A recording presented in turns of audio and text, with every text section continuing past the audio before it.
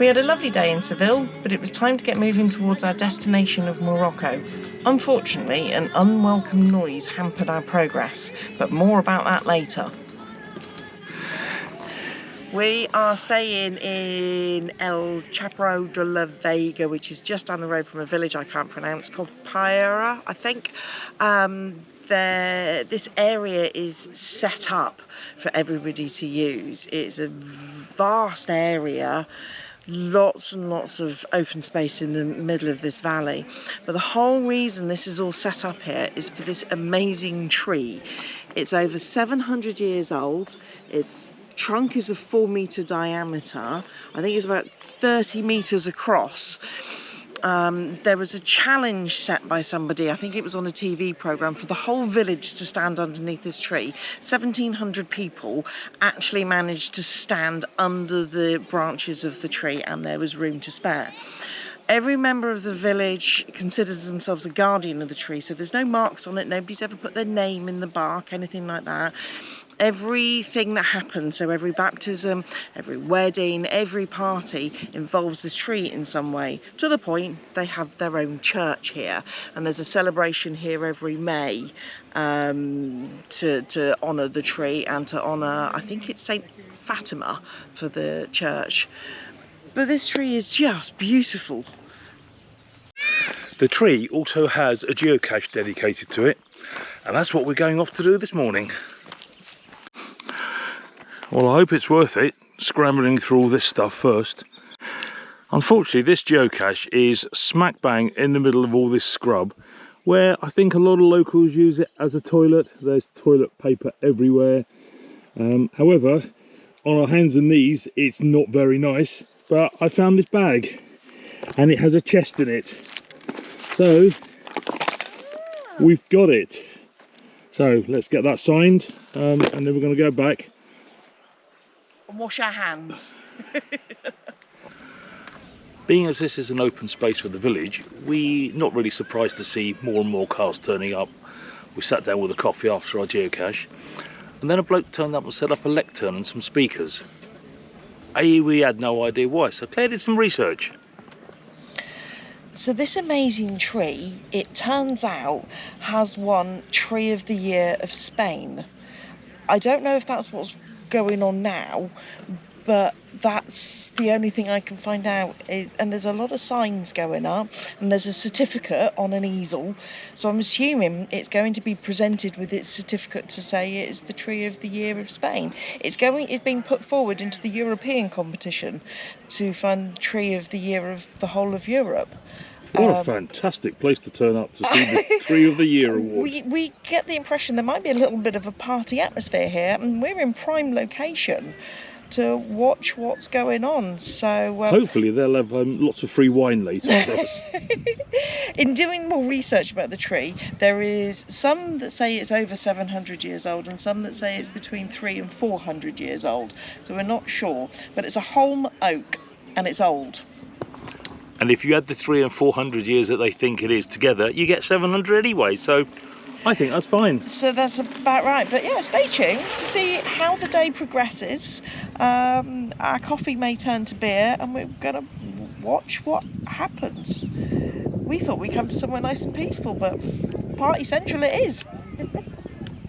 So they've started.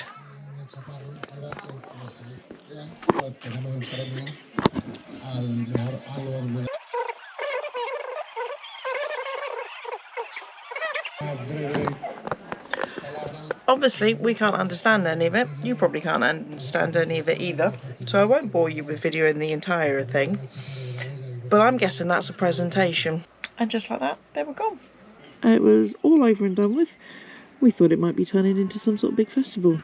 Now it's just families in motorhomes and campers and a few cars enjoying the space as you would do on a gorgeous sunny Saturday. It's beautiful. So this morning, let's start my hair.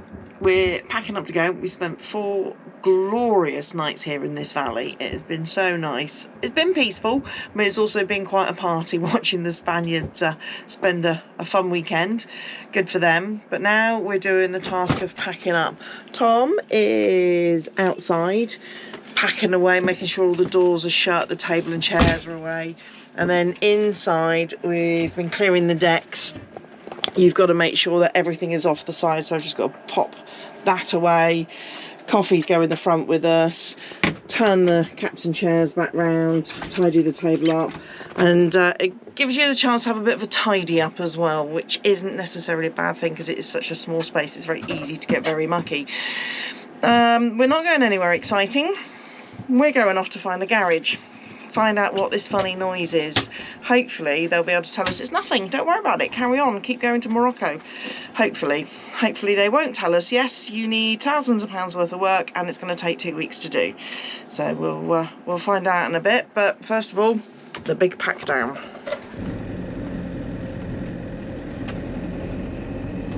So we've come to the local village and we found ourselves a garage, and he's come out for a little drive with Tom and come back and jack the van up, and yes, we've got a wheel bearing gone.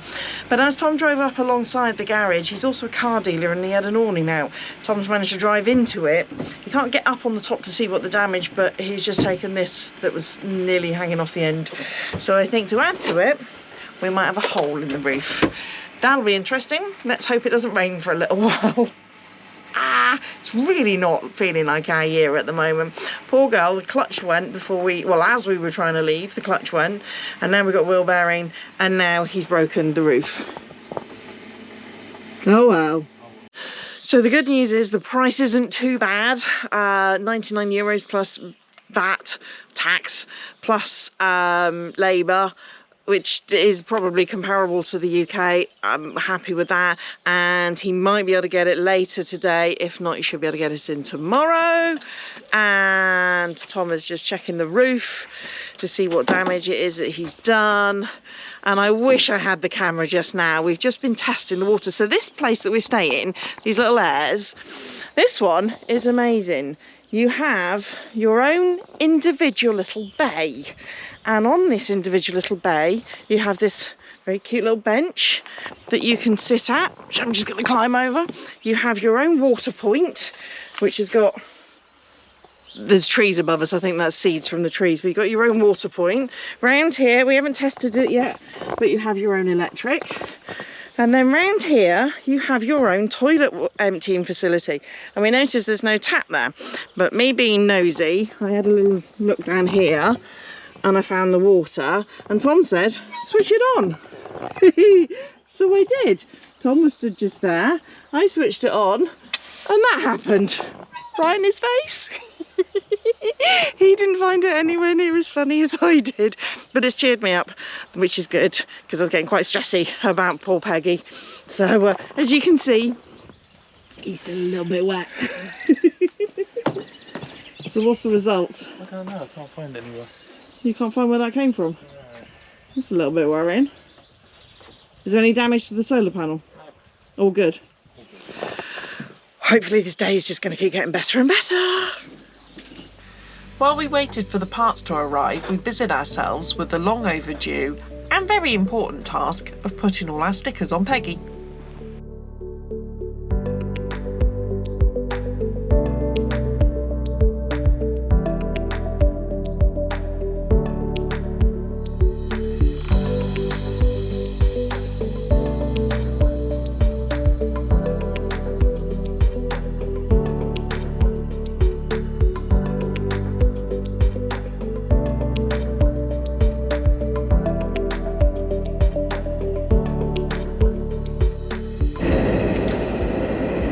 Exciting place we're going to today, Tom. We're getting the van fixed. Good old Peggy's gonna get fixed. If you listen, you can hear the grinding now. Maybe. Yeah, I don't know if the camera will pick that up, but yeah, there's a definite grinding. Oh yeah, speed bump. And I have no idea what the mechanic's name is, but the very nice mechanic said, I went up and wandered up this morning saying, any news on the parts? He said, yes, 1 hour. So hopefully we're just going to have a little wander around for a couple of hours and hopefully she'll be all fixed. Fingers crossed. We literally arrived and 10 seconds later he's underneath, he's got the parts in hand, he's going for it. Couple of hours he said, which I think is about what it should take. About a 2-hour job. Oh, and it's moving a bit. He knows what he's doing. My God, I hope so. So having dropped the van off, we're in this tiny little cafe, busy with people, and breakfast is a big toasted bun with lots and lots of kind of dips, pâtés, jams. I've no idea what it's going to cost yet. Everyone says it's good in here, but who cares? Let's enjoy. So that delicious breakfast was at €5.70. Right, Claire. Including the coffees. So 2 coffees, Yes. 2 huge buns, and as much jam. And different types of pate, spready things, stuff that makes Tom very happy. They're all very greasy pate kind of things, but it was the best marmalade I think I've ever had. Sorry, Mum, but that was really good marmalade. €5.70. Originally called Iripo, the town was created somewhere between the 4th and 6th centuries BC. It was the Romans who changed the name to Coripo and has been known as this ever since. For a long period of time, Coripo was a frontier settlement between the Christian kingdom and the Muslim kingdom of Granada. Today, it is a lovely little town full of whitewashed buildings, tiny little cobbled streets, 3 or 4 bars, 3 or 4 little shops, and a great place to park for free and a beautiful view.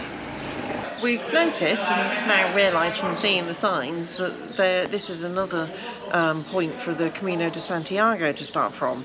I don't know if it starts from here, but it certainly goes through here, which is why we think there's so many water points.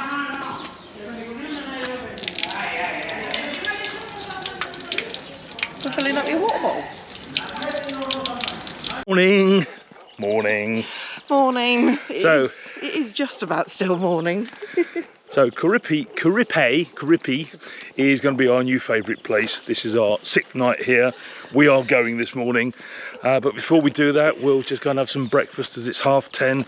We are a little bit late as usual. Wasn't expecting 6 nights here, but wasn't expecting to fix the van. So, breakfast it is.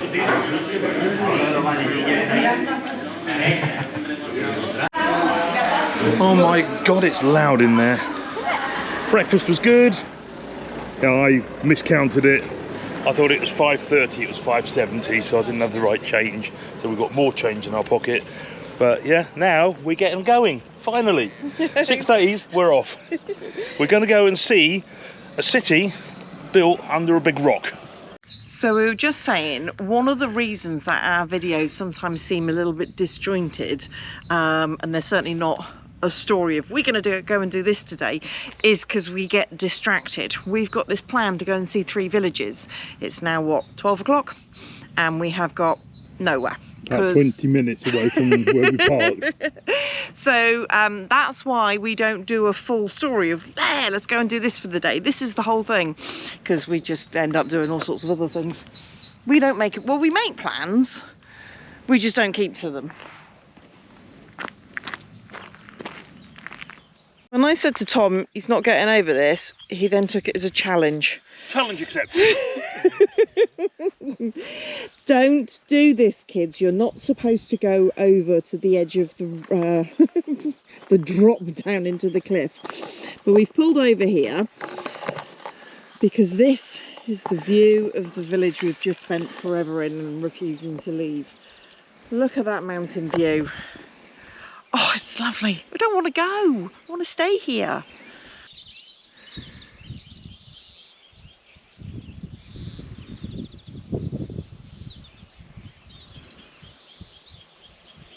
With a view like you've got from up here, it's a shame that this house looks derelict. And I know this is trespassing, but I can't help having a little nosy around a derelict house. So we're thinking this used to be a hostel or a hotel of some sort. These 2 were bedrooms with bathrooms. and big rooms out the back there with 2 or 3 bathrooms as well, so possibly a hostel for the walkers for the Camino. It looks like they've started refurbishing it and then kind of just run out of money and left it. But the views, imagine having breakfast and just sat looking at that view in the morning. Wouldn't that be fantastic?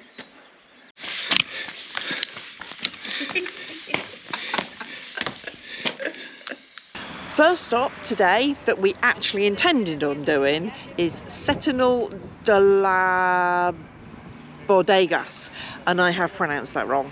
I really do apologise to everybody that from these places that I get wrong. But we're here. We're here to see a really big rock. I've got to say, I really don't fancy living in one of these. No. Mind you, you don't need a roof, you don't need a back wall.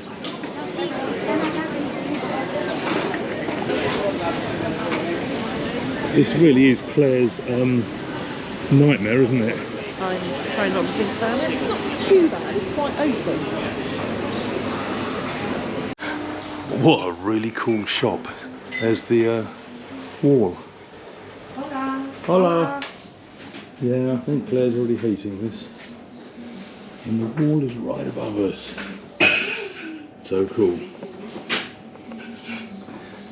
So, although everybody comes here really just to see the overhang, there are some really beautiful little streets here as well. And the smell of garlic and food and people sitting around, wonderful. It is lunchtime, but it does smell good.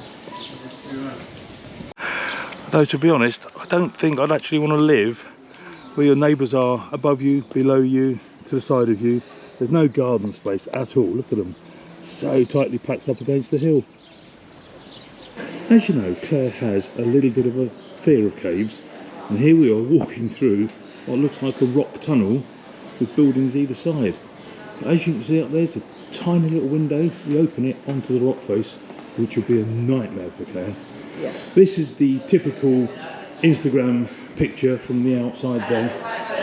But yeah, coming through here, it feels odd to think that these houses on the left here are built on the edge of the rock, and this overhang, the buildings on the right. Yeah, I love it. Claire doesn't. Unfortunately, all the tap shops are shut, so we can't buy ourselves a sticker. There's lots of food places open, but as we live on a budget, I would far rather go to a little village and spend a third of that and eat 3 times out than once here. Although they do look very, very tasty, some of these. And they smell good. And they smell good. And this is something they don't show you on YouTube and Instagram, are cars whizzing through. Not quite whizzing, but driving faster than I would. Well, the BMW whizzed through. Yeah. You don't like BMW drivers, do you? No, I don't. We're on a detour, but those that know us wouldn't realise that this was a place that we'd come to. We've just been listening to Highway to Hell. And that's where we are. We are being very judgmental because it's not the normal kind of place that we would go to. Torremolinos is not somewhere I ever had on my plan to go. But we're on our way to meet a distant relative who is going to do us a massive favour and look after our drone while we go into Morocco. So we met Sue and we dropped the drone off and we thought we'd spend a couple of days here. We are in Torremolinos, somewhere that to me was always hell. I've never been here, but just the thought of it filled me with fear. But it's the middle of winter. There's no one really here. There are a few restaurants and bars open by the look of it, but it's so peaceful. The car park though is rammed. It's full of German, Dutch, a lot of French, a few Finns, loads of Brits. It is just a dirty car park, but for free for a couple of nights. We've got to sit and edit and watch the world go by. So yeah, I am in Torremolinos. Torremolinos is absolutely full of these green parrots. They're not the same ones we get in London, the ringneck. These are from South America and are called monk parakeets. They came over in about the 1970s, where they were first found in Barcelona. Obviously released from people who kept them as pets, got rid of them. Same as the UK. Strawberries free. Bottle of IPA, €2.50. Lovely. 2 litres of red wine. Fantastic. €2.50. Thrashing claret Scrabble. Priceless. So Claire has found a new favourite game while she's drunk, having lost at Scrabble.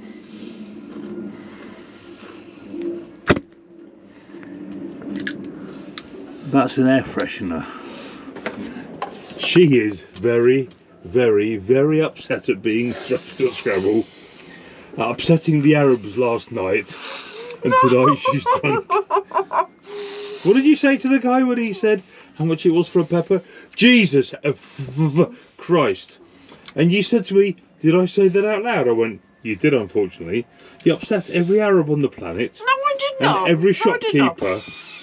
I didn't even dawn on me that he was Arab. I still don't think he was Arab. I think he was Spanish. He was a shopkeeper. I was surprised at the cost of a pepper and a courgette being €2.50. That's all. So I was just like, ooh, okay. I didn't realise that I vocalised it when I went, Jesus Christ. I didn't mean to. Him being Arab's got nothing to do with it. It was a very expensive pepper and courgette, I thought. That's all. Anyway, this is fun. Don't do this at home, kids. You can tell she's had a glass of wine, can't you? This is not getting in the video. You're not putting this in the video. Thomas, you are not putting this in the video. I'm going back to drinking my wine and eating my pork scratchings. We've just come over the brow of a hill. It was really warm back there, to the point almost I wish we had air conditioning in here. We're on our way to Little England, but it's now raining. This looks like England. It's grey, it's misty, the area is green and lush. Look at it, it's raining. Looks just like any English motorway. So there is our first view of Gibraltar. Behind these bushes and shrouded in mist. I think it's really quite cool that we've actually driven our 21-year-old motorhome to Gibraltar. Well, nearly Gibraltar. Nearly. What's going to be even better is when we cross that tiny little bit of water and actually drive onto Africa, another continent. Amazing. Crazy, maybe. Crazy. Yes. Concentrating, excuse me.